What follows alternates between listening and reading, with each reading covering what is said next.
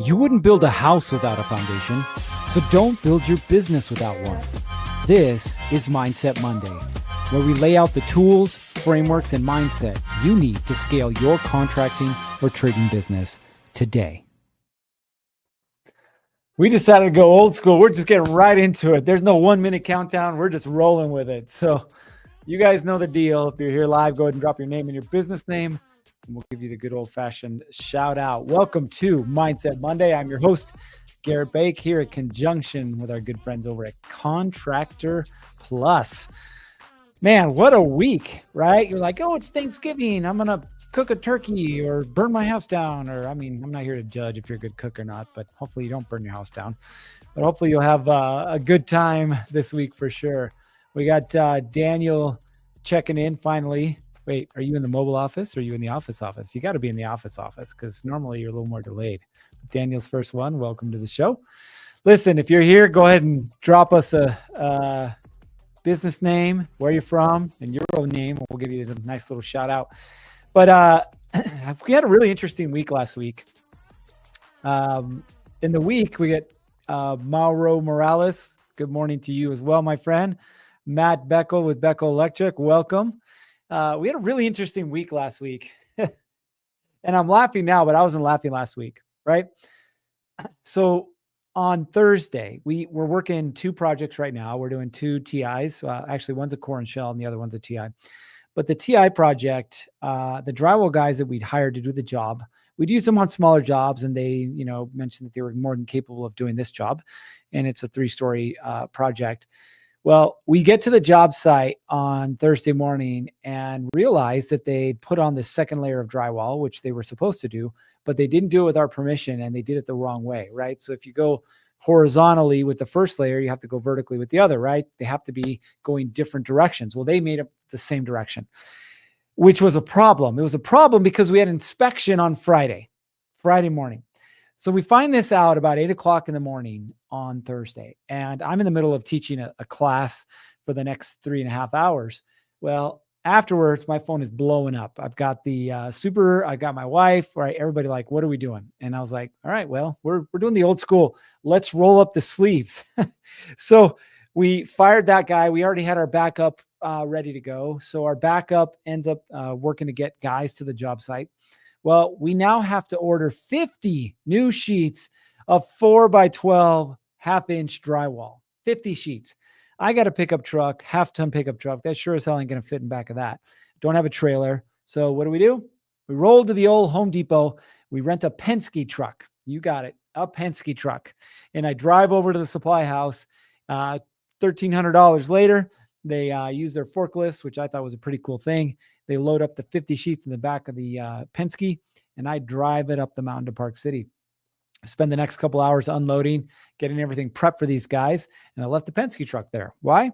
Because it was already 7 o'clock at night, and they were going to remove the rest of the drywall and throw it in the back of the Penske so that I could dispose of it. Why did we have to do that? Well, because the dumpster was full. So we drive back up the next morning. We get there at 6:30 in the morning. We check their work. They did an amazing job. Clean up a little bit. And then I drive the Penske down the hill, have to take it to the dump, and unfortunately unload it all by myself. Now, I don't tell you that because I want a sob story out of you. I tell you that because that's part of being a business owner, right? Sometimes it works the way you want it to, and sometimes it doesn't. But we signed up for this, right? We signed up for the fact that it was going to be difficult. We signed up for the fact that sometimes it was going to work out real nice and sometimes it wasn't, right? We signed up for that.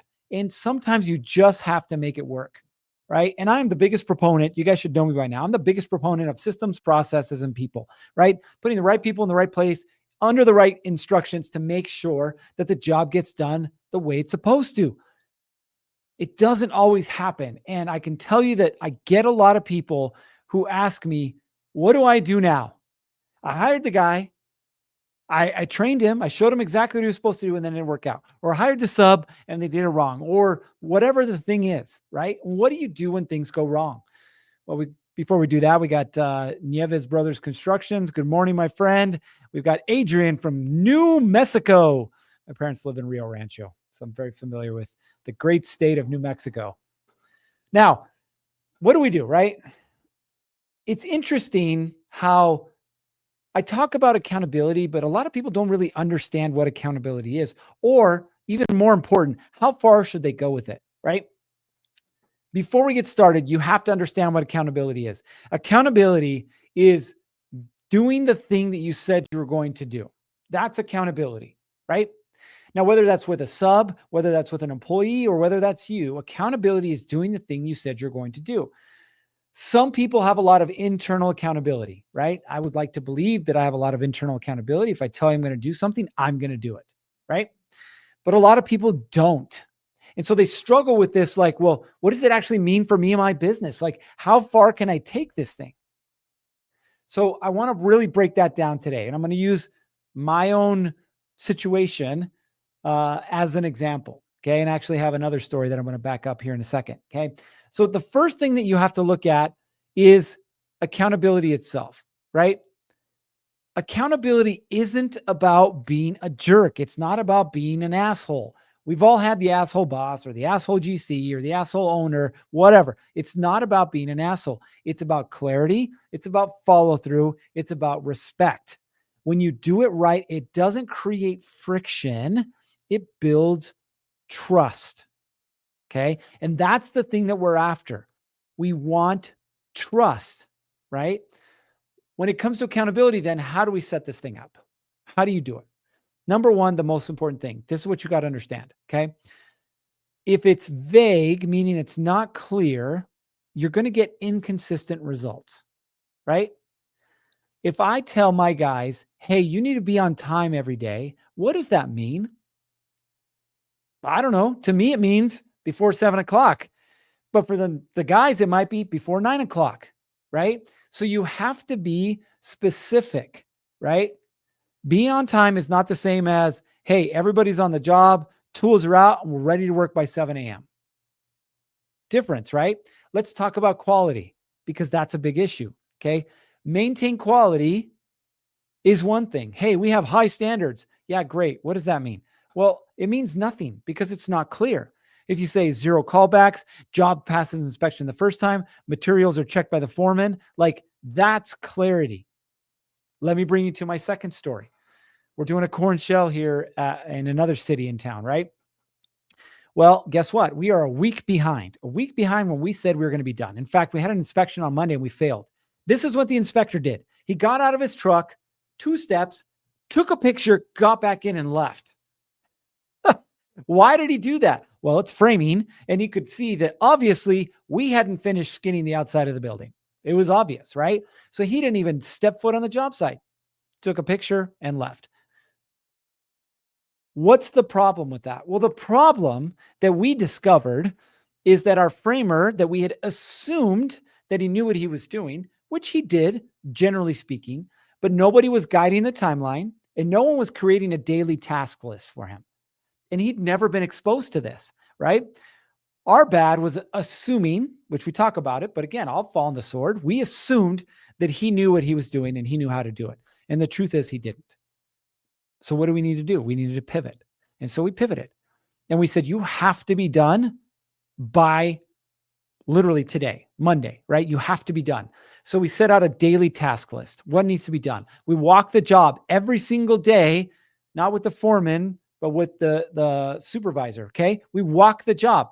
We walk the job with the sub. We said, okay, here's all the things that need to be done today. Are you clear? Yes. Do you have your manpower? Yes. Do you have the material? No. What material do you need? I need these anchor bolts. Great. We're going to go get the anchor bolts and make sure you have them, right? And we did this, and guess what happened? We got done. Now, we were there on Saturday. I went 3 times to the job site. Now, I didn't go to do the work. That's what I'm paying him for. But I went to make sure that the things that needed to get done got done. Okay. We created clarity, and that's why we got done. So number one, and the most important thing that your team or your subs or both need is clarity. Don't tell them to be on time. Tell them they need to be there at 7:00, tools out, ready to go by 7 a.m. Okay. Big difference. Second thing, the fortune is in the follow-up. Now, that term is a marketing term that's basically telling you, hey, just sending a proposal or sending a bid or talking to somebody once isn't going to get you everything that you want. It's going to take a little bit more follow-up. Like there's people that I follow up for months before we actually end up at the point where they become a client. And I'm willing to do that, right? So be willing to do that. The fortune is in the follow-up. Now, what does that have to do with accountability on a job site? Your job is to bridge the gap between expectation and performance. In other words, you have an expectation on how things need to be done, when things need to be done, but the performance that you're getting from your employees or your subs is not the same. Well, whose fault is that? You ain't going to like this one. That's yours, right? It's your fault. You are the business owner, okay? So listen, it's not just about setting the rules. It's about following up. If you don't follow up, the rules become suggestions. And everybody hates suggestions, right? The rules need to be the rules. They are, as we like to say, the standard, okay? So check this out, okay? Here's a stat according to the Associated Building Contractors, okay? Teams that receive regular feedback are significantly more engaged. Teams that receive regular feedback are significantly more engaged, right? And we want engaged employees. We want engaged subs. Got a couple folks who showed up. Matt, welcome to the show. Good afternoon to you as well. Admin, I don't know who you are. You say good morning. You must be a West Coaster or here with us in Mountain Standard Time. So what do we need to do when it comes to accountability? Okay. The exact same thing I just told you that we did with our framer on this job site. Okay. Too often we look at a job as a complete job. Now listen, for some of you, the job is a 2-hour, hey, I'm replacing the water heater. Totally get it. Or it might be a one day where, you're pouring a sidewalk. But for a lot of you, you're on a job for multiple days. So add a very simple daily check-in. Okay. Where are we at? What do we need to get done today? How are we going to get it done? What do you need from me? And you heard me give that example with our framer. Okay. You can look at it like babysitting. Sure. I don't really care how you look at it, but I'm going to tell you, if you want results, your people need clarity. Okay. Whether that clarity comes from you, comes from your project manager, doesn't matter. It needs to come from the business to the employee and or the subs. Okay. What are we getting done today? How are we getting it done? I don't care how long they've worked with you. I don't care how skilled they are. Your job is to create the clarity. Okay. Your culture will become what you tolerate. So if you have an issue with people showing up late, that's your culture. If you have a problem with people getting the jobs done on time, that's your culture. If you have a problem with your people getting your jobs done right the first time, that's your culture, right? What you allow or what you tolerate becomes your culture. So don't let that happen. Next thing, okay? Weekly. Now, if these are for your longer jobs, and I know this only applies to some of you, but I want to get it out. Weekly, you need to have a check-in with the foreman, the supervisor, whoever it is that's running this job, okay? You need to have a check-in with them and say, hey, here's what we're doing this week. Here's how we're planning on getting it done. We still on schedule? Do you need anything from me, right? Communication on the other side of things. Why? Because your team needs to know that everyone on the job site is aligned. I've had subs on jobs that are told one thing by me and then another thing by a supervisor. And it creates chaos and it creates confusion. In fact, I don't even know where this came from, but these drywall guys that we fired, well, they were told, I don't know where that bubble came from. They were told, according to them, by some short, fat guy that they could go ahead and continue and do this work. And we're like, who's the short, fat guy? If he's not the super and he's not us, I don't know where you got your directions from, right? So we want to eliminate or clear up that confusion. So we make sure everybody's on the same page. What do we do? Once a week with the super and or the project manager, and then us and whatever subs on the job, together we talk. What's getting done this week? How's it getting it done? Do you need anything from me?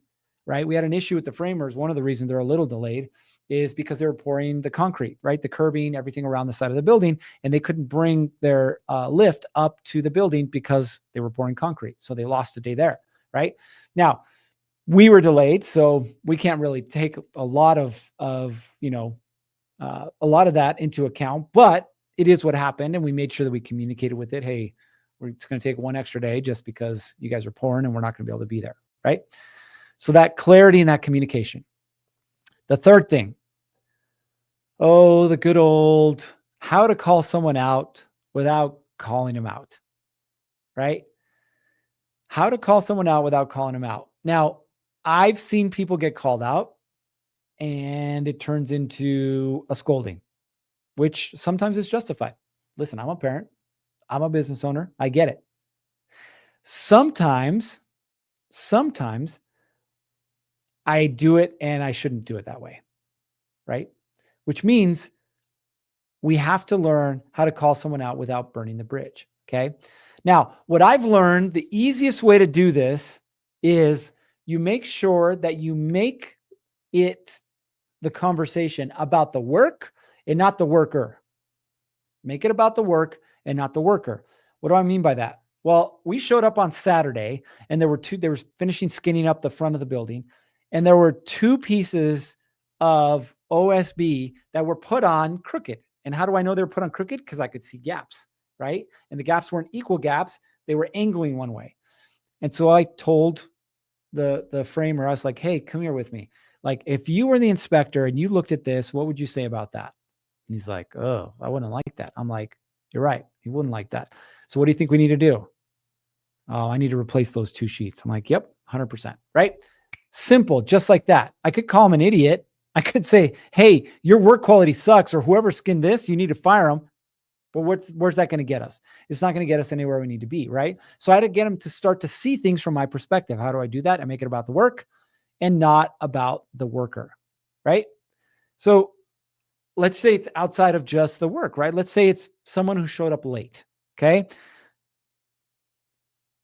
I know it's hard as a business owner not to be emotionally invested in people and projects. I get it. But you have to remove the emotion when you're having a conversation with somebody. So let's say somebody's late, right? State the fact and no feelings. I noticed you arrived 20 minutes late this morning. That's a fact, right? Can't argue with that. The second thing is you have to explain the impact. So for example, hey man, when you're late, the crew has to wait, we lose productivity, and we're looking bad to that GC. Also a fact, right? But that's how it directly impacts the job or the work. Number 3, solution, right? You heard me already share this, but what needs to change so this doesn't happen again? Or what do we need to do to fix this, right? Now, talking about it is one thing, doing it is another. And you have to get to this point where doing it is more important than talking about it, right? I like to ask people, hey, what would you do if you were in my position? What would you do, right? And they're going to tell you. And that's that thing that you hold them accountable to. But we also are very clear about things, right? So our frame, when he got done on time, not only do we talk about it, not only do we say, okay, it needs to be done by this date, but we also send him an email, a formal email with the sections of our contract that he signed, that he agreed to, that said, hey, if it wasn't done on time, this is what the repercussions would be. And we told him, if you're not done by Monday, we're going to start charging you $1,000 a day. You were like, wait a minute, why would you charge him $1,000 a day? Because I want him to see the seriousness of the impact that he's having on the job. I don't want to take $1,000 from him, but I also want to get more jobs with this GC. And the only way that that happens is if we do the quality work the first time and on time. Okay. So you have to be willing to hold somebody accountable, not to the thing that you want them to do, but the thing that they committed to doing. Last thing, being a boss versus being an owner. Okay. I've worked with almost 1,000 contractors over the years. In fact, we're probably over 1,000 now. I should probably break out that number. And those contractors have tens of thousands of employees, right? And I can tell you from experience that the good contractors attract the good employees, and the good employees want to be held accountable. If you have a culture that doesn't have accountability, that lacks accountability, that people yell and scream at you, that people say that's a bunch of BS, that people don't want it, whatever the thing is, that's not their fault. That's yours. That's not their problem. That's yours. You created a culture where these things were tolerated. And so my invitation to you is to say, what do I have to do so that I can build a culture that creates the outcome that I'm after, right? I don't think I mentioned this last week. Maybe I did, but I fired 2 people. I fired my office manager and I fired a content specialist because they weren't upholding our standards. But what does that do for everybody else in your organization? Honestly, they weren't scared. They were excited. They were excited because they know what the standard is. They're holding the standard, and now they see that I'm holding the standard too. And so they're excited. They're excited about the new people that are going to come in and the opportunities that are going to be presented and the outcomes that we're going to reach because of that standard of accountability. And by the way, last note, accountability goes both ways. I have a Monday morning meeting with my entire team, and then I have Monday meetings with each of my team members. And inside of that, I welcome feedback. And guess what the biggest piece of feedback I'm getting right now is, hey, we need a standard around that. We need a process around that. Literally had my assistant who's been with me for 5 years. She's like, hey, we need a process around this. We need a process around this. We need a process around that. Yep, you're right. We do. So your people can hold you accountable as well if you have the right culture, if you have the right people. So listen, it's Thanksgiving week. I know you're going to eat too much on Thursday. I know you're probably going to try and make it up on Friday or watch football. Who knows? Maybe you're going to go watch Ohio State and Michigan. We'll see. But the point is, this is not an overnight thing, right? This is not a one-time thing. This is about you creating a culture that attracts the right people. This is about you raising the standard, as I've got right here on my wristband. Let me turn this thing around. You guys can see, whoops, raise, put it in the middle of the screen. Raise the standard, okay? Why do I have that on my wrist? Because it's my daily reminder that my job as the owner of my businesses is to not just create the standard, but raise the standard. So I can keep attracting the right people, so we can keep putting out a great quality product, so we can continue to grow, which is what we want to do as a business. So that's my challenge for you guys this week. If you don't have a standard, set it. If you have a standard, hold up to it. If you don't, you're going to end up exactly where it is that you want to go. We've got a couple comments here. Whoops. Let me start here. Friction is often the pathway to solving problems. It ain't fun, but someone's got to do it. Yes, sir. You are 100% correct. Matt says, thank you for your time. Do you have a channel? I was invited via text message. You're hitting all topics. Very helpful. We do have a channel. I'll talk more about that here in a little bit. And Adrian says, I like hiring people with no experience sometimes. It's good to train people on how you want and need things done. That's great, Adrian. I love that. So I'm going to address that here for a second. You can train a monkey to turn a wrench, swing a hammer, whatever. Okay. So do you want skills? Yes. But what you want is the things that you can't train. You can't train hard work. You can't train focus. You can't train dedication. You can't train somebody to be nice or kind, right? So find the people that have the qualities that you want first off. Okay. And then train them to do the things that you want them to do. So absolutely love that. Now we do have a channel. The channel on YouTube is just BuildPro. So look up BuildPro and you can see that. If you guys are interested in joining our school community, so we have a private community where you can come in and learn more about how to be a contractor the right way. I'll drop the link here so you guys can have access to that. We'd love to have you. But if you guys are struggling with the back end and organization of your business, what you need to do is, well, I'll put it on there. There you go. That's about 100 times. What you need to do is you need to start using a program like Contractor Plus. So all of you guys on here should be using Contractor Plus, especially with version 2, what it allows you to do for your business. So hold your standards high so you can hold your people high to that standard as well. All right. That's all we got for you. Have a great week. Enjoy your Thanksgiving. Happy Thanksgiving to all of you. And we'll see you guys on the next one.